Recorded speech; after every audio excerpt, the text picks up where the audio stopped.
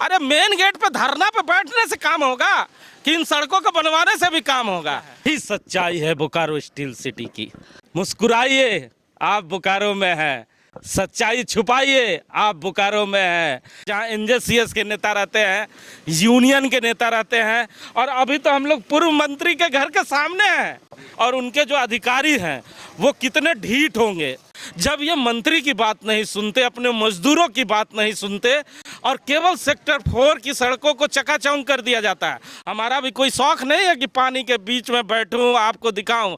आई साहब, मैं पूछना चाहता हूं कि वो अधिकारी कहाँ हैं? मैडम आ रही है और कहा जा रहा है कि बोकारो के उन सड़कों को खूबसूरत तरीके से सजाया जा रहा है जिन सड़कों से मैडम के गुजरने की पूरी संभावना है। लेकिन मैडम, एक नज़र इस सड़क पर भी आप डाल कर देखिए। ये बोकारो के उन सबसे पॉश इलाके की सड़क है, सेक्टर 9, जिसमें सबसे ज़्यादा बोकारो स्टील प्लांट के मजदूर रहते हैं। और सबसे बड़ी बात है कि सड़क के ठीक सामने झारखंड सरकार के पूर्व मंत्री उमाकांत रजक जी भी रहते हैं, जिनके ठीक सामने का ये नज़ारा है। ये वो सड़क है जब कभी चकाचक हुआ करती थी, लेकिन बरसों से इसी तरह गड्ढों में तब्दील है और सड़क में तालाब उभर आया है। लोग इसी रास्ते से गुजरने को विवश हैं, और इसी रास्ते को दिखाने के लिए मैडम को हम लोग यहाँ पहुँचे हैं। बोकारो का सेक्टर 9 का ये इलाका, जहाँ पर पूर्व मंत्री रहते हैं, बड़ी संख्या में बोकारो स्टील प्लांट के मजदूर रहते हैं, और दुर्दशा आप देखिए कि क्या कुछ नज़ारा है। हमारे साथ हिमांशु जी भी हैं, और जो हम दिखाने की कोशिश कर रहे हैं, ये हमारा मकसद एकमात्र है कि बोकारो के जो मजदूर हैं, बोकारो स्टील प्लांट जिसकी बदौलत चलता है, उनके यहाँ की क्या दुर्दशा है। हिमांशु जी, एक और तालाब आपके सामने है। पूर्व मंत्री के आवास के ठीक बगल में इतना बड़ा तालाब, चारों तरफ गड्ढे हैं, आगे पीछे आप जहाँ नज़र दौड़ाएं गड्ढे ही गड्ढे। यही सच्चाई है बोकारो स्टील सिटी की। इसे कहते हैं स्माइली बोकारो। मुस्कुराइए, आप बोकारो में हैं। सच्चाई छुपाइए, आप बोकारो में हैं। जितने भी नेतागण हैं, मैं उनसे पूछना चाहता हूं कि आदरणीय नेताजी, इस सेक्टर 9 का भ्रमण मैं तब से करा रहा हूं जहां एनजेसीएस के नेता रहते हैं, यूनियन के नेता रहते हैं, और अभी तो हम लोग पूर्व मंत्री के घर के सामने हैं। जो इतने दबंग नेता के घर के सामने इतना बड़ा गड्ढा है, तो आप आशा करिए कि बोकारो स्टील सिटी के जो नगर सेवा भवन है और उनके जो अधिकारी हैं वो कितने ढीठ होंगे कि इतने बड़े मंत्री के घर के सामने भी गड्ढा छोड़ कर रखा है। ऐसा नहीं कि मंत्री जी ने प्रयास नहीं किया होगा, जो पूर्व मंत्री है उन्होंने जरूर कंप्लेन किया होगा कि घर के आगे गड्ढा है। जब ये मंत्री की बात नहीं सुनते, अपने मजदूरों की बात नहीं सुनते, और केवल सेक्टर 4 की सड़कों को चकाचौंध कर दिया जाता है। आज से चंद महीने आपने देखा होगा पहले कि सेक्टर 4 की सड़कें अच्छी खासी थी, उसे तोड़कर नया बना दिया गया और कहा गया कि बोकारो स्टील सिटी की सड़कों पर जोरदार काम किया जा रहा है। और जो नए डीआई साहब आए हैं, उन्होंने बोकारो के सौंदर्यीकरण पर ज़बरदस्त फोकस किया है। फोकस तो किया ही है, आप तस्वीरें देख ले, बोकारो स्टील सिटी के सेक्टर 1 की तस्वीरें। कल हम लोगों ने दिखाया था आपको सेक्टर 9 की एनजेसीएस के नेता के कार्यालय के सामने की।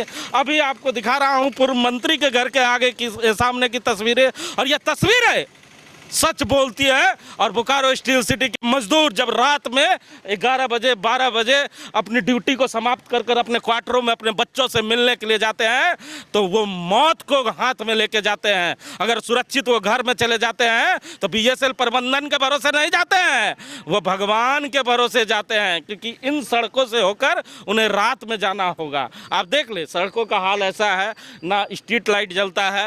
यहाँ के लोग जब इस जगह पे हम लोग आए थे और इस तरह शूट करने की मजबूरी आई थी, हमारा भी कोई शौक नहीं है कि पानी के बीच में बैठूं, आपको दिखाऊं, लेकिन हम आपको सच्चाई से रूबरू कराना चाहते हैं कि करोड़ों रुपया। कहा जाता है कि जो नगर प्रशासन भवन है, बोकारो का जो शहरी क्षेत्र है उसको हैंडलिंग नगर प्रशासन भवन करता है, और सड़कों के निर्माण के लिए बाकायदा उसके पास एक डिपार्टमेंट है, पथ निर्माण विभाग। और जब भी कहीं किसी सड़क की खराबी की बात आती है या सड़क खराब हो जाता है तो प्राथमिकता के तौर पर कहा जाता है कि उस सड़क को सबसे पहले बनाया जाए। लेकिन आप जिस पूर्व मंत्री के बगल की सड़क की बात कर रहे हैं उसकी ये स्थिति है, तो बोकारो के सेक्टर 12 या कई जगहों की आप देख लेंगे क्या स्थिति हुई होगी। देखिए, कल जब हम लोगों ने इस कार्यक्रम के प्रोग्राम को चयन किया कि इस प्रोग्राम पे हमें काम करना है, तो हमने कई अधिकारियों से भी बात किया। और नगर सेवा भवन में एक ऐसा विभाग है जिसका काम है कि शहर में कहीं भी सड़क अगर टूट जाता है, नाली अगर टूट जाता है और उससे आने वाले लोगों को दिक्कतें होती है, तो उस पर अविलंब काम करना है। तो वो विभाग कहाँ सोया हुआ है? डीआई साहब, मैं पूछना चाहता हूँ कि वो अधिकारी कहाँ हैं जिन अधिकारियों का ये काम है कि शहर में अगर कहीं गड्ढे हो जाते हैं, नालियाँ टूट जाती है, अगर आपके मजदूरों को आने जाने में दिक्कतें होती है, तो उस विभाग का फर्ज नहीं बनता कि वो डीआई साहब को खबर करे कि सर इन क्षेत्रों की स्थिति बहुत बुरी है, मुझे आपको इस सड़कों को जरा गौर से देखें, इसके हालात को आपको देख के समझ में आ जाएगा कि कई वर्षों से इन जगह पर रोड नहीं बने हैं, नालियाँ नहीं बनी है। तो हालात यही है। लेकिन केवल और केवल मैडम आ रही हैं, इसलिए मैडम के स्वागत के लिए जो प्रमुख सड़क है गांधी चौक से लेकर नेहरू चौक तक का, उसे चकाचौंध कर दिया जाता है, टेंडर निकाला जाता है। एक बड़ा मतलब घोटाला है जिसको आप समझिए। उनको आईवास मतलब मैडम जब गुजरेगी तो देखेगी कि हमारा सड़क कितना खूबसूरत है। बोकारो स्टील, मेरा पैसा सही जगह लग रहा है, मैडम को ये एहसास। मैडम को खुश करना है। लेकिन मैडम कभी भी प्लांट के दौरे पर जब भी कोई सेल चेयरमैन आता है तो वो बहुत खुश होता है, तो बोकारो कलम में जाता है और कुछ चंद पत्रकारों से बातचीत कर वो अपने यहाँ चले जाता है और मिलने भी नहीं दिया जाता है जो है। और यहाँ के यूनियन के जो नेता हैं, कभी भी आपने नहीं देखा होगा, या जो स्थानीय नेता हैं, कभी भी प्रयास नहीं करते कि कहने का कि सड़कों को बना दिया जाए। साहब, अरे मेन गेट पे धरना पे बैठने से काम होगा कि इन सड़कों को बनवाने से भी काम होगा?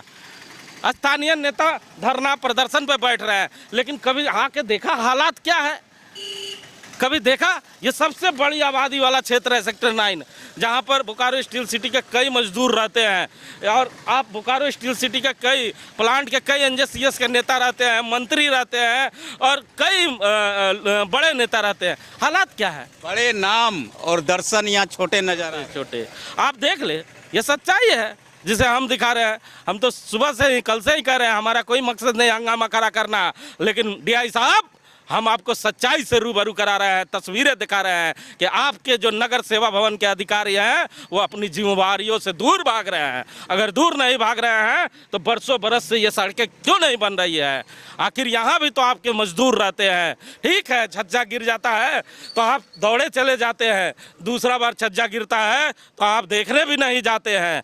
लोग छज्जा गिर जा रहा है, घर गिर जा रहा है तो चर्चाएं कर रहे हैं, लेकिन कुछ हो नहीं रहा। लेकिन सड़कें तो बन सकती थी साहब।